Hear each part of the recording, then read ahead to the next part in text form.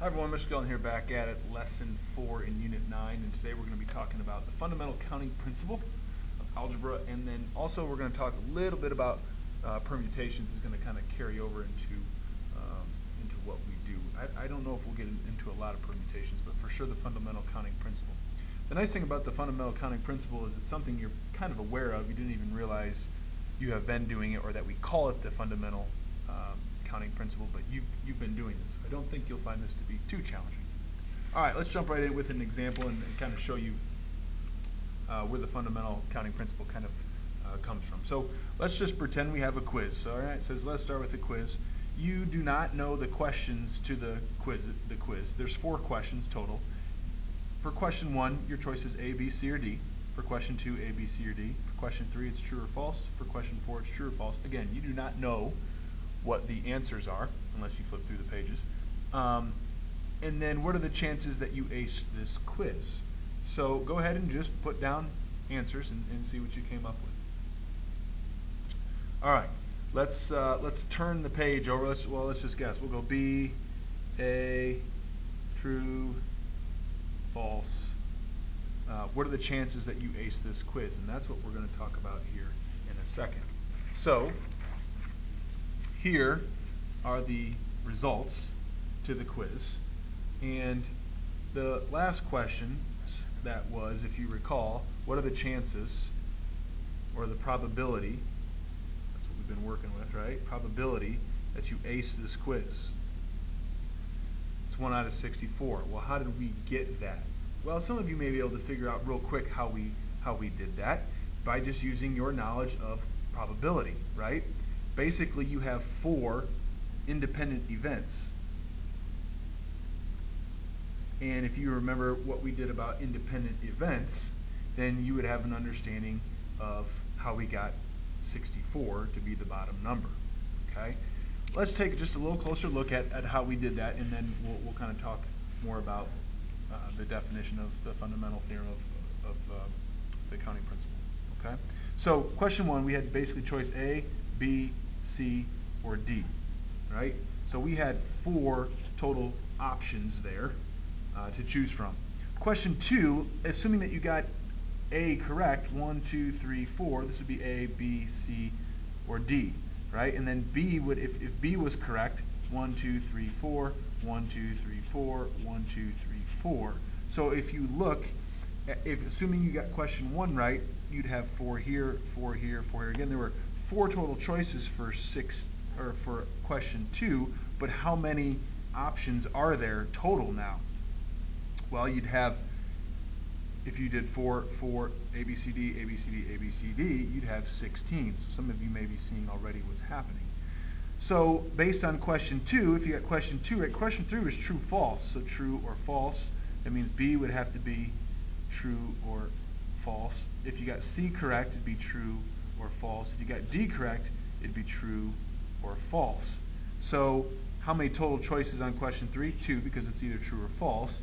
But you'd have, basically, you had 16, now you'd have 32 total options. If I counted up all of these, 1, 2, 3, 4, 5, 6, 7, 8, then you'd have 8 here, 8 here, 8 here, 8 times 4, 32. And then you'd repeat the same thing. If you got true correct, it'd be true, false here. If it was false, it'd be true, false here. And we'd be doing the same thing, 2 choices, 64. So that's how we got 64. Oops, that's how we got 64. We had started with 4 times that, we got 16 times by 16 by 2, got 32 times 32 by 2, got 64. If you're thinking probability-wise, you have a 1 in 4 chance of getting the first question correct, which is independent from the second question, which you had another 1 in 4 chance, which is independent from the true false. You could get one of 2 options, which is also independent there. If you times these together, you get the 1 over 64, and you have a 1 in 64 chance of acing that quiz. So the fundamental counting principle is basically just this: the total number of possible outcomes. That's all it is. So when you look at this question here, and again, it's from independent events, which I kind of just referenced before, there are 64 choices, 64 possible outcomes on this quiz that you could come up with, okay? And that's the fundamental counting principle. So let's take a look at some more examples. This should go pretty quickly here. It says, number 1, how many license plates are possible in the form of a number followed by a letter and then 2 more numbers? So a number followed by a letter followed by 2 more numbers. And again, we're looking for possible outcomes. Well, if we start off with a number, remember with license plates you can have a 0, so you can be 0 through 9, which would be 10 choices, followed by a letter, 26 letters in the alphabet, and then 2 more numbers. Obviously they can repeat, right? You can have license plates with the same number over and over, so 10 and 10. So we're just timesing these together, right? If you go back up here, the total number of possible outcomes is the product, product means times, is the product of each possible independent event. Again, these are independent events, so we just literally take our calculator and go 10 times 26 times 10 times 10, and we would get, let's see, 26,000. So you have 26,000 possible license plates that have those specifications to them. Number 2, how many 4-letter words are possible in the English language? Let's assume that letters can repeat, so we could have a word like A. All right, I know this is kind of a stretch, but just bear with me, right? So you have 4 here, so it'll be 26, 26, 26, 26. So 26 to the 4th power is going to give me a really big number.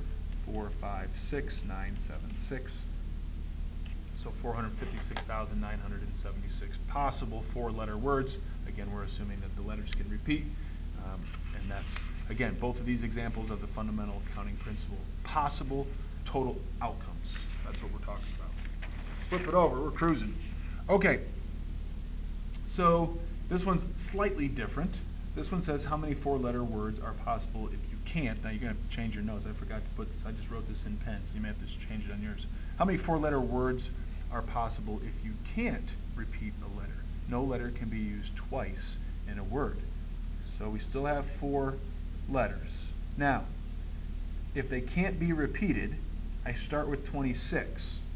But then for my second letter, since it can't be repeated, that one letter, whatever was chosen, is taken out, which is 25. 24 and 23, okay? Because the previous ones were taken out. So 26 times 25 times 24 times 23, we have big number, 358,800, 358,800, okay? Number 4, how many ways are there to arrange 5 songs on a CD? 1, 2, 3, 4, 5. So you start off with 5, but after you pick the first song in first place in terms of your arrangement, then you only have 4 possible choices to arrange for the second spot. Once you've picked the first and second spot, you're only left with 3 songs to arrange for the third spot, followed by 2 for the second spot, and then you're just down to 1 remaining. And so 5 times 4 times 3, 5 times 4 times 3 times 2 times 1 is going to be 120. So you have 120 possible outcomes to arrange those 5 songs. Then right underneath I said these 2 problems can be done with factorials. This first one, number 4, kind of going backwards, would be considered 5 factorial. This doesn't mean 5. You know, it's not an exclamation mark. It's 5 factorial. So whenever you see this factorial symbol, that means 5 times 4 times 3 times 2 times 1. Now the one right above it, you can use writing factorials is a little bit different. You can't write 26 factorial because when you write 5 factorial, it goes all the way down to 1. If I were to write 3 factorial, that really means 3 times 2 times 1. If I wrote 6 factorial, that's 6, 5, 4, 3, 2, 1. So if you see the factorial symbol, it goes all the way down. Notice on this one here, we stopped at 23. So how could you express example 3 in terms of factorial? Well, I just kind of told you we can't just write 26 factorial because that would go all the way down to 1. But what we can do is divide it by, we want 23 factorial, so we would divide it by 22 factorial, right? Think about this for a second. Let's write this out. 26 times 25 times 24 times 23 times 22, dot, dot, dot, I'd keep going, divided by 22 factorial, which would be 22, 21, 20, etc. Well, what's going to happen? You're going to see that 22 will cross out with 22, right? It's division and it's multiplication. So these would all cross out all the way down to 1, and all you're left with is 25 or 26 times 25 times 24 times 23. So you can express example 3 in terms of factorial. You just got to do a little bit of thinking, and it would be written as a fraction. Okay? Let's jump down at the bottom here. So our last example. It says how many different batting lineups are possible for a baseball team with 9 players. So 1, 2, 3, 4, 5, 6, 7, 8, 9. When in baseball you create lineups, so it's an order, right? It's an order. So basically what you have going on here with 9 players is, who do you want to bat first? Who wants to bat first? Well, you'd have 9 choices from your 9 players. Once you establish or choose who's batting first, that person is no longer considered to bat second because they're already in the lineup. So then you have 8 remaining choices left for who's batting second. 7 for third, 6 for fourth, 5, 4, 3, 2, and that last person would be there. So this would be example of 9 factorial. You wouldn't write it as a fraction because there's 9 choices and 9 players. So this would be 9 factorial. Now, on your, I got to remember, let's see if I can remember this on my, where my factorial symbol is. Oh, let's see. See if it's data. Nope. There it is. Okay, so you have this PRB, probability button. Oh, I got a little bit of glare there. So with 9 factorial, so you don't have to go 9 times 8 times 7 times 6 times 5, 4. You can hit the factorial button. So what you do is, I gotta get that glare off there.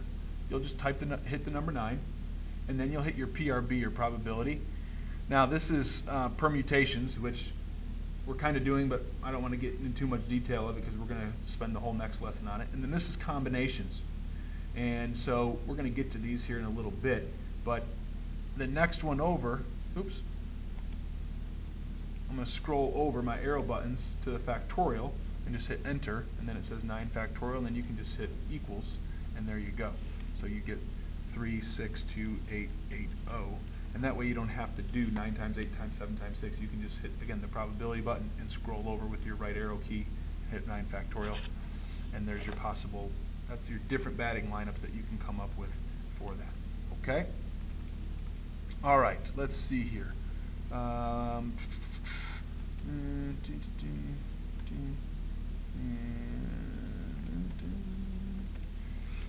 Just 2 quick examples of simplifying here. You can do this mentally. You can also do this in your calculator. You can go 8 and hit your probability button, scroll over factorial, divided by 7, hit your button, scroll over, equals, boom, hit equals, and you just get 8. Oh, you couldn't even see that. Now you can. 8 factorial divided by 7 factorial is just 8. You could also, if you had a little trouble seeing this, you can kind of write out the first few terms, and I always line them up.